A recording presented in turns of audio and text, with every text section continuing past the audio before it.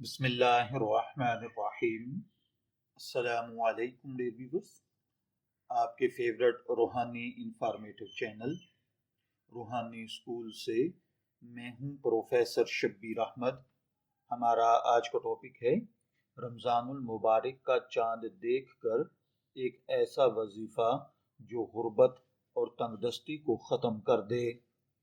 آپ جانتے ہیں کہ رمضان المبارک اللہ تعالیٰ کی طرف سے عطا کردہ ایک عظیم اور بابرکت مہینہ ہے۔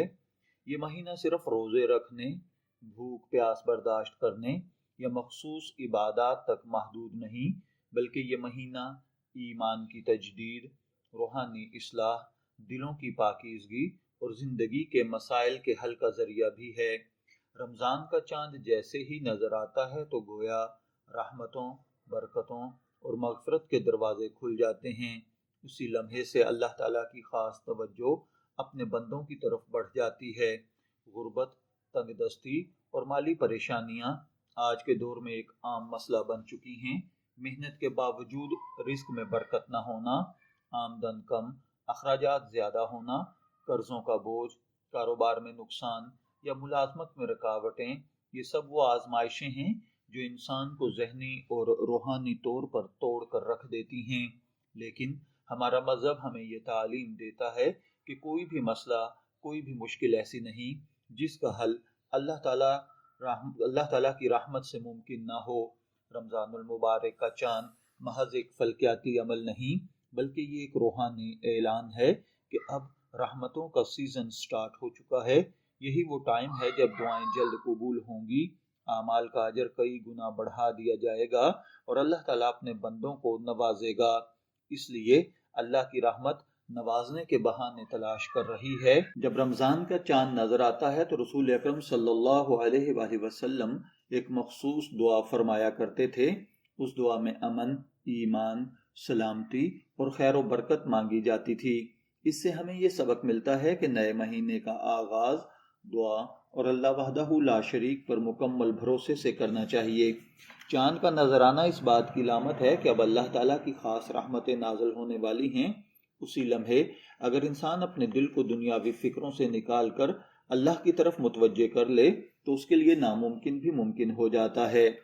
سوال یہ پیدا ہوتا ہے کہ غربت کیا ہے؟ کیا صرف پیسوں کی کمی یا کچھ اور بھی غربت میں شامل ہے؟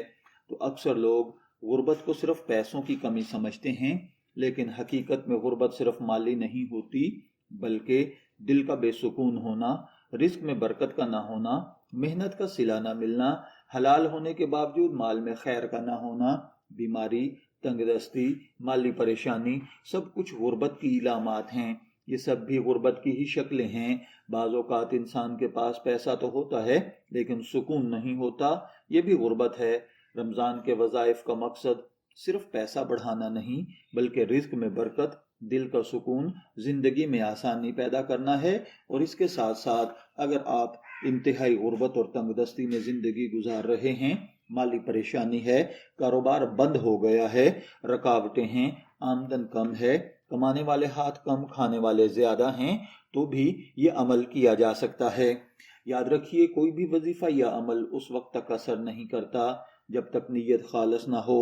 رمضان کا چاند دیکھ کر جو وظیفہ ہم بتانے جا رہے ہیں اس کی سب سے پہلی شرط یہ ہے کہ نیت صرف اللہ کو راضی کرنے کی ہو، رزق حلال کی طلب ہو، کسی کا حق مارنے، ناجائز طریقے سے مال کمانے کی خواہش نہ ہو۔ جب نیت صاف ہوتی ہے تو اللہ تعالیٰ تھوڑے عمل میں بھی بہت زیادہ برکت ڈال دیتا ہے۔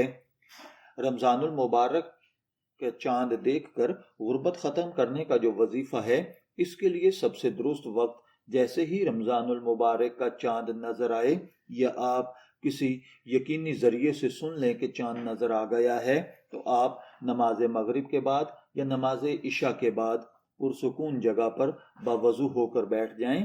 اس کے بعد 2 رکعت نماز نفل صلاۃ الحاجت کی پڑھیں۔ پہلی رکعت میں سورہ فاتحہ کے بعد سورہ قدر پڑھیں، دوسری رکعت میں سورہ فاتحہ کے بعد سورہ اخلاص پڑھیں۔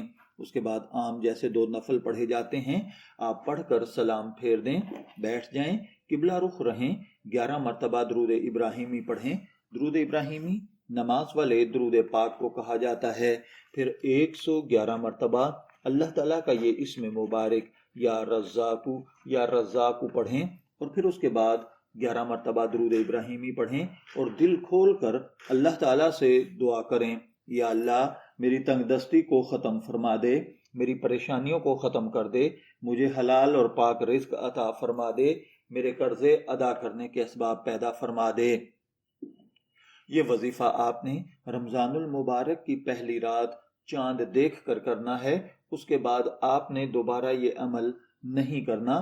البتہ اگر آپ عمل کو بڑھانا چاہتے ہیں اور اس کی طاقت میں اضافہ کرنا چاہتے ہیں تو فجر یا عشاء کے بعد 111 مرتبہ یا رزاقو پورا رمضان المبارک پڑھیں۔ اگر پورا رمضان المبارک مستقل مزاجی سے آپ یہ عمل کریں گے تو انشاءاللہ العزیز ایسی برکتیں ظاہر ہوں گی جن کا آپ نے تصور بھی نہیں کیا ہوگا۔ عشاء کی نماز کے بعد کا مطلب یہ ہوگا آپ تراویح پڑھ کر 2 رکعت نماز نفل صلاۃ الحاجت کی پڑھیں اور 111 مرتبہ اللہ تعالیٰ کا یہ اسم مبارک پڑھیں۔ اس وظیفے کے دوران جو ضروری احتیاطیں ہیں ان میں حلال کمائی کا خیال رکھیں۔ حرام مال رزق کی برکت کو ختم کر دیتا ہے۔ اگر آپ چاہتے ہیں کہ غربت واقعی ختم ہو تو حلال پر اکتفا کریں۔ دوسرے نمبر پر نماز کی پابندی کریں۔ جو شخص 5 وقت کی نماز نہیں پڑھتا اس کے وظائف میں، کاروبار میں، معاملات میں برکت اور اثر ختم ہو جاتی ہے۔ تیسرے نمبر پر صدقہ دیں، چاہے تھوڑا ہی کیوں نہ ہو، رمضان میں صدقہ ضرور کریں۔ صدقہ غربت کا سب سے طاقتور علاج ہے۔ چوتھے نمبر پر ہے شکر گزاری۔ جو کچھ بھی اللہ نے دیا ہے اس پر شکر ادا کریں، شکر سے نعمت بڑھتی ہے۔ اس کے بعد جب غربت ختم ہوگی تو اس کی کچھ نشانیاں ہیں۔